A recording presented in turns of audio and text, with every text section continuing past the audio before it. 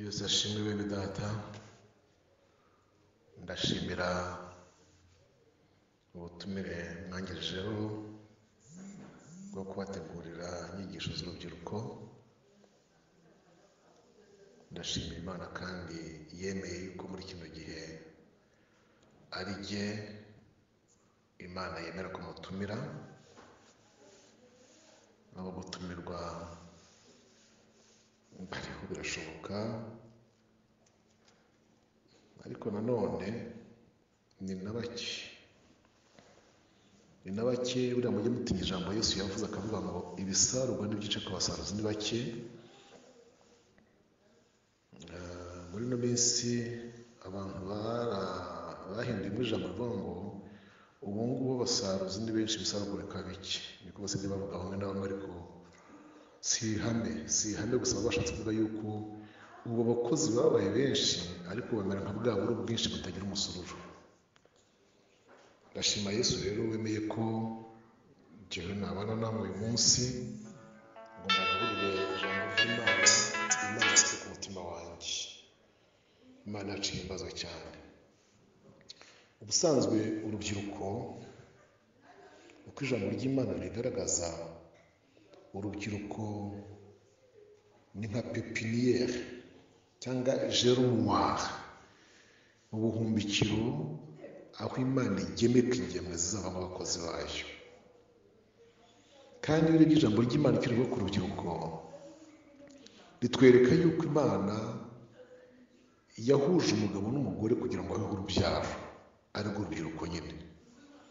Tubisanga mu gitabo cya Malaki ibice 2 umurongo wa 15. Mu by'ukuri Imana ntiyananiwe kurema abantu benshi nk'uko uwo murongo uvuga. Malaki 2 umurongo wa 15. Tuhasome mwumve, murasanga Imana bitari binaniye kuremera abantu bose icyarimwe. Ntabwo byari binaniye, yari ifite uburyo, ifite ibikwiriye byose. Uwo murongo uravuga ngo, umurongo wa 15, ngo mbese ntiyaremye umwe naho yari ifite umwuka usabutse? Icyatumye arema umwe ni iki? Ni uko yashakaga urubyaro rwubaha Imana. Nuko muri imitima yanyu hatagira uriganya umugore wo mu busore bwe. Imana ishimwe cyane. Imana irema umuntu umwe ikamuha umugore ngo abe arimo bororoka, ibyo bita procreation. Ntabwo yabikoze kubera ko ifite ubute, ubunebwe cyangwa ibuze ibikoresho. Aha twumvise ko yari ifite umwuka uyisabutse warema n'abandi benshi, yahumekera muri benshi denko, ariko ngo yashakaga urubyaro rwubaha Imana. Imana ishimwe, ari rwo rubyiruko rero.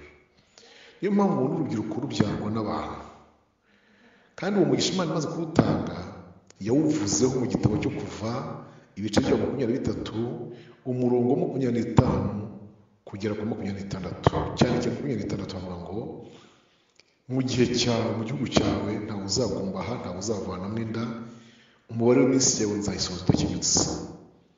Ntawe uzagumbaha, ntawe uzavanamo inda. Umugisha ajya gutanga harimo n'urubyaro. Igitabo cyo Kuva igice cya mbere umurongo wa 12, uwo murongo uravuga ngo, nyamara uko barushagaho kubababaza nabo niko barushagaho kugwira no gukwira. Imana ishimwe cyane. Kugwira no gukwira bivuga ngo uko bababaza ubwoko bw'Imana muri Egiputa, nabo baragwiraga kandi bagakwira. Icyo kintu cyo kugwira bisobanura kuba benshi, noneho gukwira bigasobanura gutura ahantu henshi. Ibyo bintu rero ni umugisha Imana itanga. Ni nako Zaburi y'127 umurongo wa 3 uvuga, ahavuga ngo, dore abana ni umwana uturuka ku Uwiteka, imbuto z'indabyo zo ngororano atanga, ngo ahirwe umuntu ufite ikirimba kibuzuye. Imana ishimwe. Harimo umuntu uvuga ngo nk'uko imyambi imera mu ntoki z'intwari, niko n'abana bo mu musore bameze. Imana ishimwe cyane. Urubyiruko rero iyo rumaze kubyiruka ruvutse, ruba ruvutse ku bw'umugambi w'Imana. wari uvutse kubw'ibyo Imana ishaka kuzabakoresha. Aha ndabahegera kamperi ryiriya kuri Mose. Muzi ivuka rya Mose uburyo ryabayemo bikomeye. Umwami wa Egiputa arimo arwanya ivuka cyangwa igwira ry'abana b'abahungu. Icyo gihe kimeze gutyo nicyo Mose yavutsemo. Imana tuzamukoresha rero. Tuvuye hirya aho ngaho tubona ba Yosuwa, tubona ba Gidiyoni mu bacamanza, tubona ba Samusoni n'abandi. Abo bose ndavuga kuri Samusoni mu gice cya 13 cy'abacamanza. Icyo gice kiravuga ngo igice cya 13 cy'abacamanza kitwereka yuko nyina wa Samusoni yari ingumba itarigeze kubyara. Ariko marayika amusanga mu murima aho yari arimo ahinga, amubwira kwihana ibisindisha no guhagarika kurya ibintu byose bihumanye, kuko agiye kuzasinda akabyara umwana w'umuhungu.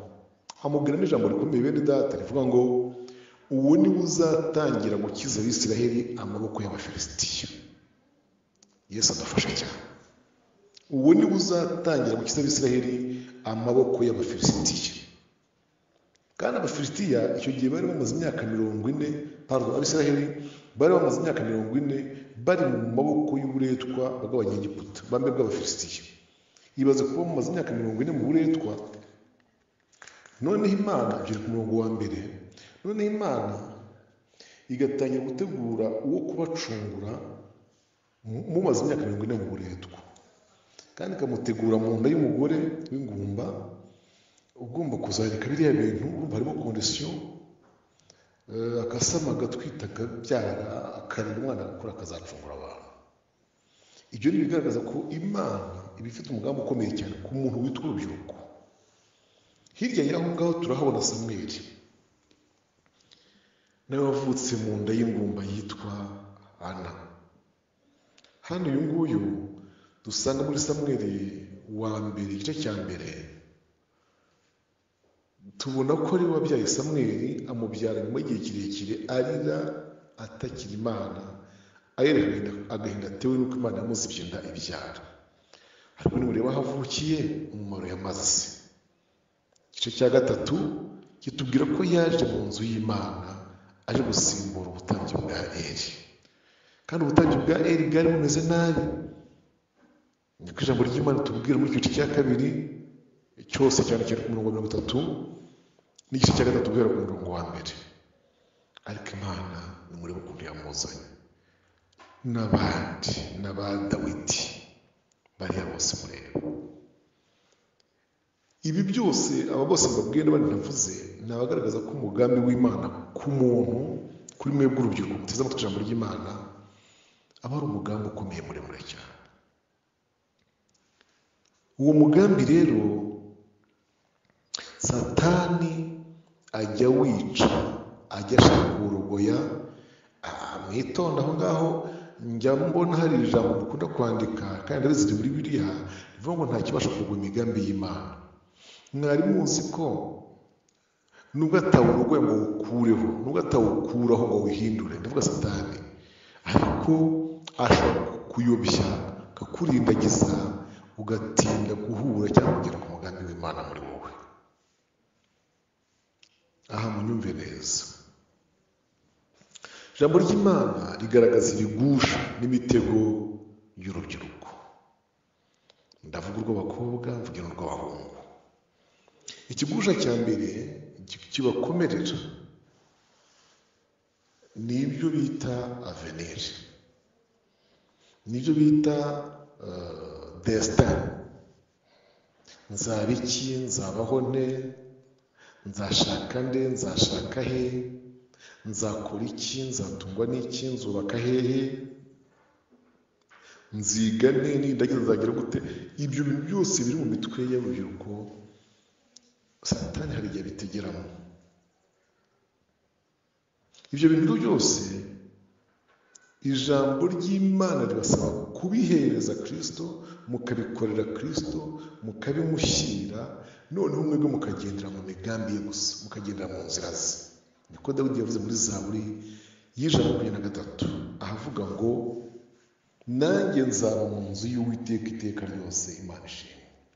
kuriya Dawidi kuvuga kuriya ngo nanjye nzaba mu nzu y'Uwiteka iteka ryose, ntimugire ngo ni ukubura icyo akora, ntimugire ngo ni ukubura imikoro, ntimugire ngo ni ukuba inyandagazi, oya, ahubwo ni uko yari asanze nta kindi cyamukemurira ibyo byose. Mumbabarire, ni Zaburi ya 23, ntabwo ari ijana 23 sore. Yayisoje avuga ngo nanjye nzaba mu nzu y'Uwiteka iteka ryose. Imwe muza avuga ngo Uwiteka namwungere njye sinzakena. Burya asoza avuga ngo nanjye nzaba mu nzu y'Uwiteka iteka ryose. Mubane n'Imana, muneshe imitego ngiye kubereka. Mu itangiriro, mu gice cyaho cya 34, kubera kugira ngo ndebe ko audio yaba ngufi ntibe ndende cyane mukabona kunyohereza. Icyo gice cya 34 kitubwira amakuru y'uwitwa Dina. Dina, umukobwa wa Leya, uwo yabyaranye na Yakobo. Niwe mukobwa wenyine Yakobo yagiraga. Uwo mukobwa ni uwa 13, nubwo muzi mwese yuko Yakobo yagize imiryango 12, ariko uwo mukobwa ni uwa 13 gusa, ntabwo ajya abarwa kuko abakobwa batabarwaga. Uwo mukobwa biratubwira ngo nuko arasohoka ajya kugenderera abakobwa bo muri icyo gihugu. Icyo gihugu ni igihugu bari basohokiyemo cyangwa bari banyuzemo bagicumbikamo, bavuye i Padanaramu i Harani, hahandi Yakobo yashakiye ba bagore bose. Nuko amaze guhura na mukuru we Esawu, ntiyahita agaruka ngo bajyane i Kanani, ahubwo ajya ahantu bita i Shekemu, acumbika yitwa Sukoti. Aho rero niho uwo mukobwa ngo yagendera abakobwa muri icyo gihugu, maze ahura n'uwitwa Shekemu mwene Hamori, amugusha mu cyaha, aramusambanya, aramwonona, aramwangiza. Urumva ko ni umutego Satani abateze umuntu mu mugambi w'Imana.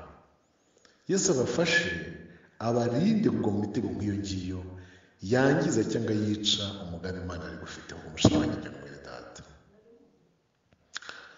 Iyo tuvuye aho ngaho tuje muri Samweli wa 2 mu gice cya 13, tuhasanga amateka y'uwitwa Amunoni akinda Tamari. Aho naho ukabona birakubabaje, ubonye uburyo ubwari bwa Tamari bwishwe na Amunoni akamwangiza. Nuko Amunoni nawe musaza wa Tamari akihorera cyangwa agahorera mushiki we, akamutsinda ku musozi baragiye kogosha ubwoya bw'intama. Igihe amateka y'Amunoni akabarangiriye aho ngaho, ibyaha biricisha, irari rya gisore. Niyo mpamvu Pawulo yandikiye Timoteyo yamubwiye ngo ahunge irari rya gisore. Mu gice cya 6, namwe mujye muhunga irari rya gisore. Noneho mu myaka mugezemo rero, kugira ngo murokoke ibyo byose, abasore nimurebe uburyo Samusoni nubwo yishe Abafilisitiya batari bake, ariko nimurebe uko yaguye mu maboko ya Delila. Igice cya 13 cy'Abacamanza, umurongo wa 4. Ndasubiramo ibice 16, umurongo wa 4. Haravuga ngo hanyuma y'ibyo Samusoni abenguka umugore wo mu gikombe cya Sawuli witwa Delila. Abafilisitiya barabimenya ko yamubengutse, baratangira begera Delila bamubwira uko azabigenza. Icya mbere, umuhenda ubwenge. Icya kabiri, umenya aho imbaraga ze nyinshi ziva. Icya gatatu, umenya uburyo twamuboha tukamushobora tukamucogoza. Icya kane, akamera nk'abandi bose. Icya gatanu, tuzaguha ibice by'ifeza 1,000 buri muntu. Ibintu 5 binote mu byandiki.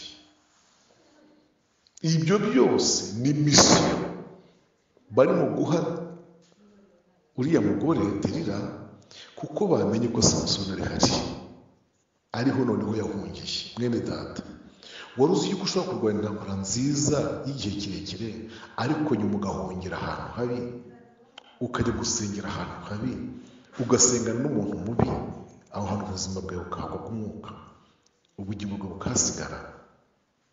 Yesu abafashe. Niyo mpamvu ukwiye kureba uwo ucuditse nawe uwo ari we, uwo wuzura nawe ninde, uwo usengana nawe ninde. Nigeze nakira mwene data umwe arangije amasengesho y'iminsi 21.